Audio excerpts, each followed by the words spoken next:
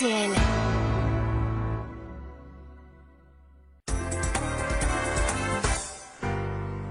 Depuis plusieurs semaines et dans de nombreux quotidiens, cette question est posée aux candidats. Que faites-vous pour l'écologie? On commence avec José Bové. Bon, déjà, au cas où vous ne le sauriez pas, ou vous ne seriez pas au courant, je fais caca dans la sueur.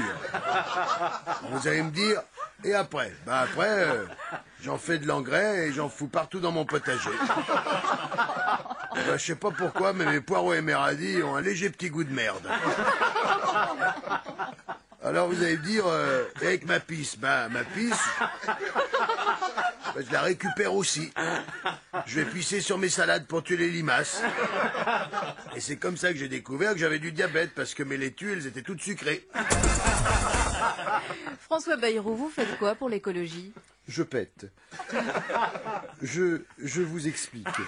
Fort du succès de mon bus au colza à la dernière présidentielle, j'ai décidé de transformer mon tracteur diesel en tracteur au méthane en adaptant quelque peu le moteur. Ainsi, une fois par semaine, ma femme me fait un bon plat de cassoulet.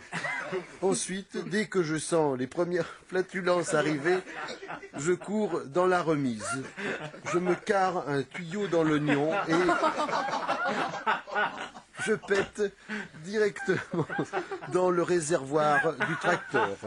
Et s'il y a du rab, j'en mets dans la mobilette de mon fils. Et vous, Lionel Jospin? L'écologie, c'est important. Avec ma femme, Sylviane, nous utilisons du papier hygiénique recyclé du commerce équitable. C'est pas très solide, on s'en fout plein les doigts, mais en se torchant, on a l'impression de sauver la planète. Jean-Marie Le Pen, vous faites quoi, vous, pour la planète? Je trie mes ordures. D'ailleurs, je me suis déjà débarrassé de Bruno Maigret. Et ma femme Janie ne se sert plus du bidet pour sa toilette intime. Elle fait le poirier sous la douche. Jacques Lang, vous faites quoi, vous, au Parti Socialiste, pour protéger l'environnement? Nous recyclons. D'abord, nous recyclons les vieilles idées. Ensuite, nous faisons attention, nous recyclons les éléphants. Même quand ça ne sert plus à rien, nous les recyclons. Pour ce qui est des tracts et des affiches de la candidate, nous avons trouvé un bon filon. Nous avons recyclé tous les invendus des livres de Mazarine Pinjot. On a même du rab. Et moi-même, pour préserver l'environnement, j'ai décidé de me faire ma teinture à l'encre de sèche. Chaque fois que Monique fait des encornets, je récupère la poche d'encre et je gagne 10 ans. Ouh, c'est chier. Notre seul problème, c'est comment on va recycler Ségolène Royal après le premier tour.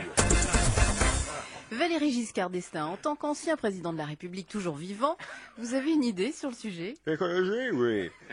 À l'hospice des vieux glands de Chanona, nous respectons l'environnement. Nous avons remarqué que le mercure polluait. Du coup, nous avons un thermomètre pour 20 pensionnaires. Il s'agit du thermomètre buccal.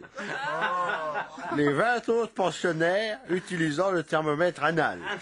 Hélas, un jour, l'infirmière les avait mélangés. Non seulement la température n'était pas la même, mais on avait un drôle de goût dans la bouche. Côté célébrité, certaines vedettes n'hésitent pas à prendre des positions très radicales. Patrick Bruel. Je crois qu'il faut faire attention à la planète, il faut avoir des objectifs simples mais fermes, il faut que l'herbe soit verte, c'est important pour l'herbe qu'elle soit verte, il faut que la neige soit blanche, sinon on pourra plus dire blanc comme neige. Il faut que les arbres aient des feuilles, il faut qu'il y ait des bananes dans les bananiers, il faut qu'il y ait du lait dans le pied des vaches et dans les nichons, il faut que la pluie s'amouille et que ma femme aussi. Le proverbe écologique du jour. Faites gaffe aux pluies acides, regardez la tronche de Marie Laforêt.